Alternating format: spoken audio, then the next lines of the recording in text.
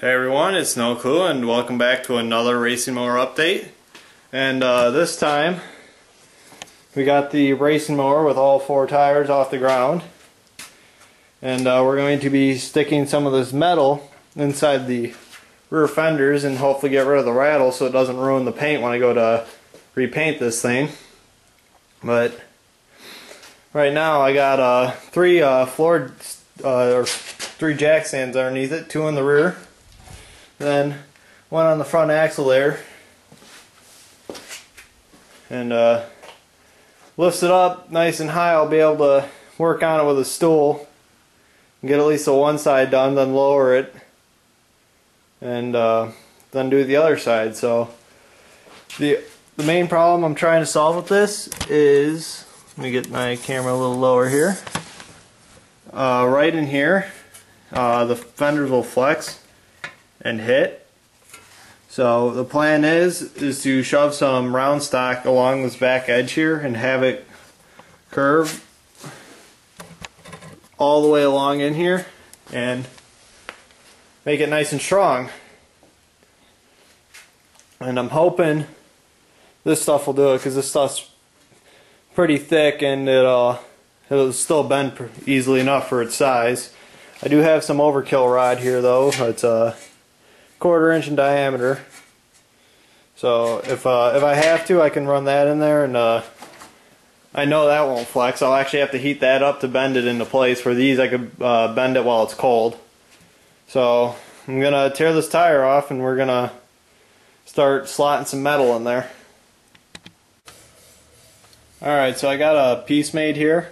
I'm gonna kind of spare you the details on how I made it. I basically just used my bench vise and bent it slowly.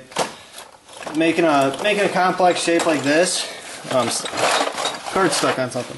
Making a complex shape like this isn't really that easy, and it's a lot of getting up, bending a little bit, coming back, trying to test fit it, and then rinse and repeat. I probably got up at least 50 times just to make this piece, and I think that'd make for a very boring video, so I didn't record it. But yeah, like I said, I just kind of threw it in my vise and bent it slowly and got the shape right. And my first bar I'm going to put is right there. Alright, you can see I got this rod welded in here. It's just a bunch of little tack welds for now, but as you can see, it still flexes a little bit, but it's a lot better than what it is. I actually have to put almost all my body weight on it to get it to hit the fenders, or hit the running board, so I'm quite happy with that. What I'm going to do now is I made another bent piece of round stock here, which means I'm going to have to go and get more, because I kind of underestimated how much round stock I'm going to need for this, unless I find another piece hiding here somewhere. But I'm going to take that piece of round stock, and it's going to go about right there. I got it marked out. There we go, good in camera a little bit better.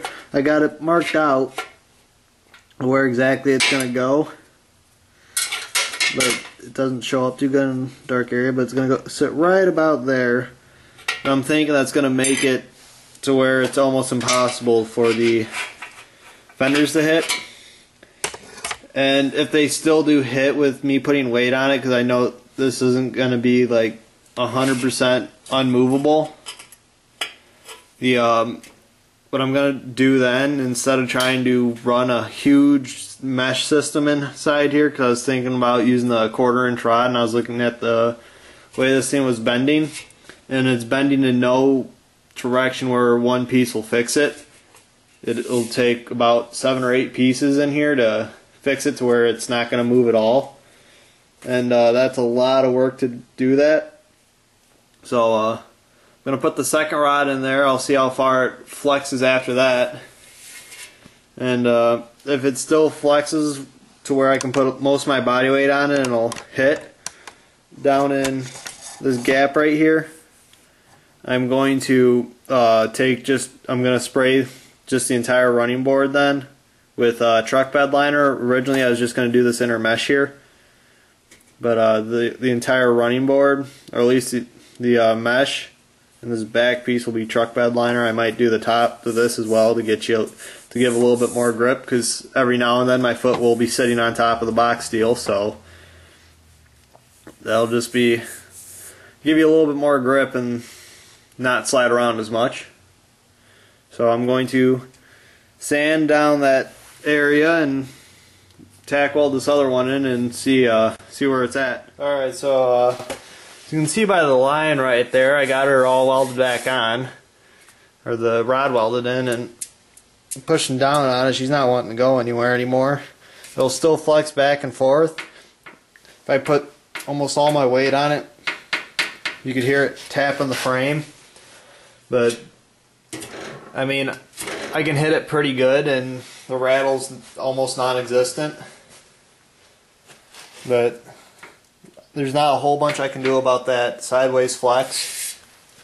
Not without running a whole bunch of rod under there like I said before, but that's not going to rattle anytime soon, especially because the main issue is the up and down movement like that, not the back and forth like that. So alright, I got the got those fenders all reinforced now. The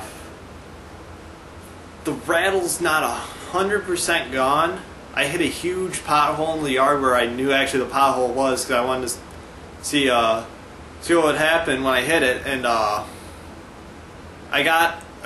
heard one click of the fenders hitting the running boards. So there's still a little bit of rattle left, but this is a pretty big pothole. I don't think I'm gonna be running around intentionally hitting them. So what I think I'm gonna do is get some rubberized truck bed liner and then spray it on that back piece of box on the running board, to where when it hits, it's not going to scratch the paint on the fenders, and I'm going to call it good. So as far as major fabrication goes, I'm about done. There's still one or two things left I want to do to it. I don't know. I can't think of them off the top of my head. I know I have to cut my my spindles off and re-weld them on to reset my caster angle, because right now I'm running about a 0-degree caster, because the caster I put into the spindles originally got removed because my frame is actually leaning forward a little bit. So I'm going to have to do that, but I'm not doing that until the frame gets torn apart. I want to still put a tack and an hour meter on this thing. My plan is to get a dial tack and not the little tack boxes that just wrap around the coil wire and it's got a built-in battery. I actually want to have a little dial tack, because I don't like the responsiveness of those digital ones. So I'm still looking for a decent price on one, and I've actually found a way to modify the automotive ones, but I'm going to do a little bit more research into that, and I'll definitely be doing a video showing the differences of the three, because I got three things I can throw tacks on. So that's about going to sum it up for this update. I hope you guys enjoyed the video, and I'll catch you next time.